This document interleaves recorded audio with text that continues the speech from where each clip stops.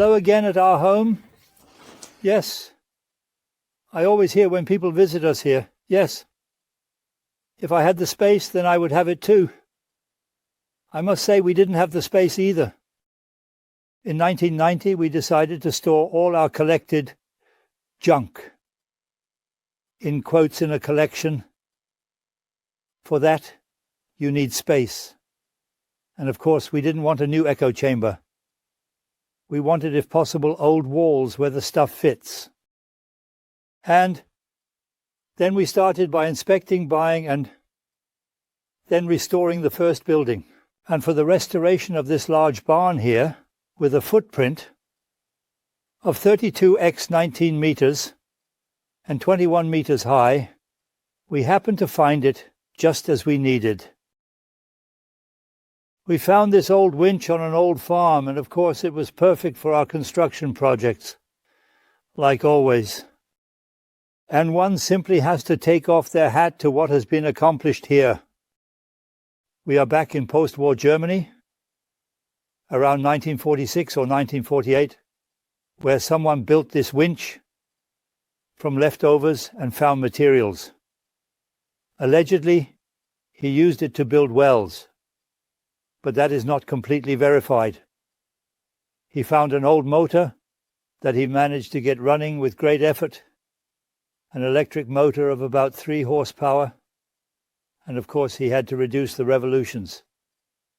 This means that most of the time, with such homemade constructions, the speed is reduced, not increased.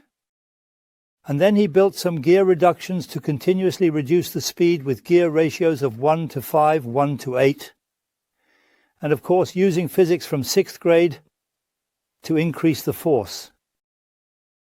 And here we have, as you can see, a pair of V-belts, which has a mechanical gear ratio of approximately 1:6 on this shaft.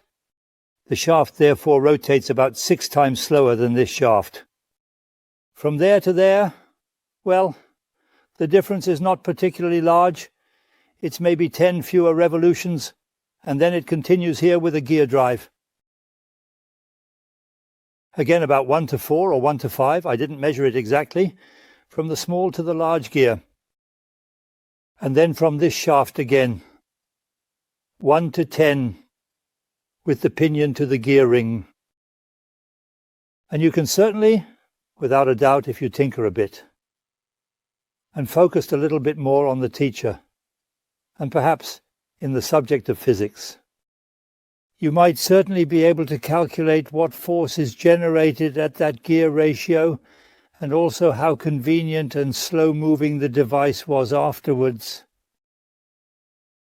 Here we have the motor protection switch, which was very important to prevent the motor from burning out, and then here a reversing switch for changing the direction of rotation, meaning to lift up or lower down.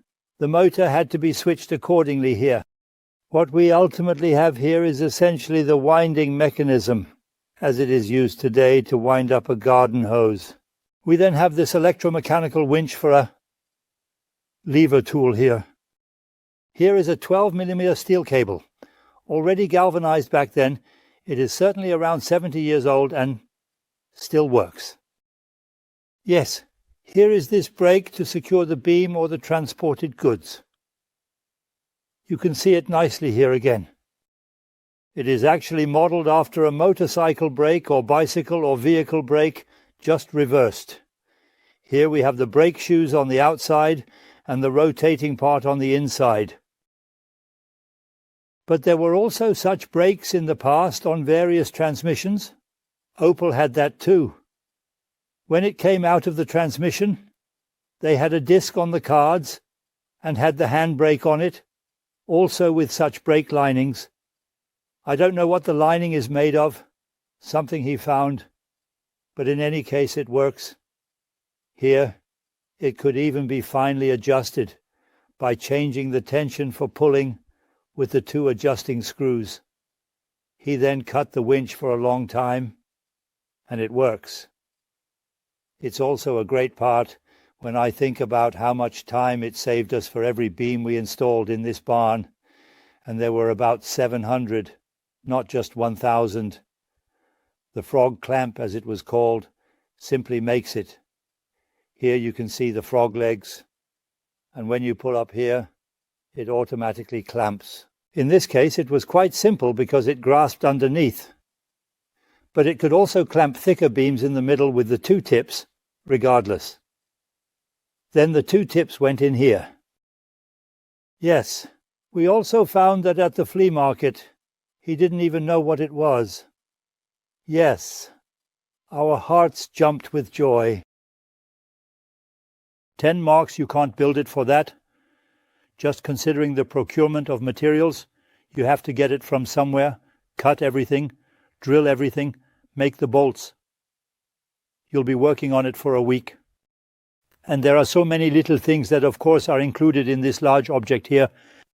Yes, now we can also lift the beam, and the longest beam we have lifted with it was 11 meters and a bit thicker than this one.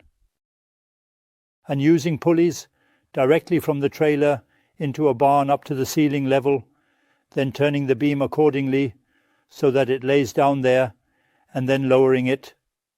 Done.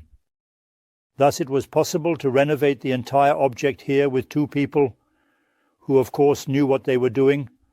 So, let's turn on the electric drive, and up it goes. And now you can slow it down, and it will stay there. This beam doesn't pull back because it's too light. Even if you have a large beam now, it would automatically turn the whole thing back and would lower again.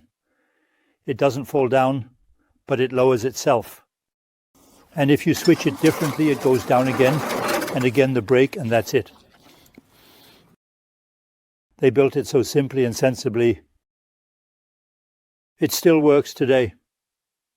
We didn't have to attend a course, nor did we have an operating manual. You can understand how the thing works with common sense. And it still works today, and we will build more pieces here in the coming years. We will need the thing again, then we will pull it out with the cart. It stands on an old iron wheel cart, then it will be tied to a tree, the winch, and then work will resume, pulley at the top beam, lift the beam, lay it down, lift the beam, lay it down, done. And even today, every time I walk by here or when I explain it, I feel transported back to my childhood. That was one of the greatest gifts I ever received for Christmas. Stable construction set from Thale. And with such sets, we built devices like these or crank devices to have a small crane to lift something, a lamp or a kitchen cabinet. It is actually always that little piece of memory that awakens in me when I see these winches. And surely, with such boxes, you can definitely also get the motivation going again with the boys. Building such and similar parts naturally develops as one grows, so that one can also build such devices. Yes, in reality, one must say that these boxes were always too small because there were more ideas than screws, pulleys, and levers available here. And of course, for those who could afford it, another box was always bought. There were then several variants, also later with small electric motors, but that was pure luxury during my childhood. So much for the tools of our ancestors. I think this thing here would normally be worth applause because people didn't complain. They built useful objects from what they found. And if they hadn't done that, I wouldn't be standing here today. We would have all starved after the war. Bye. Take care. See you next time.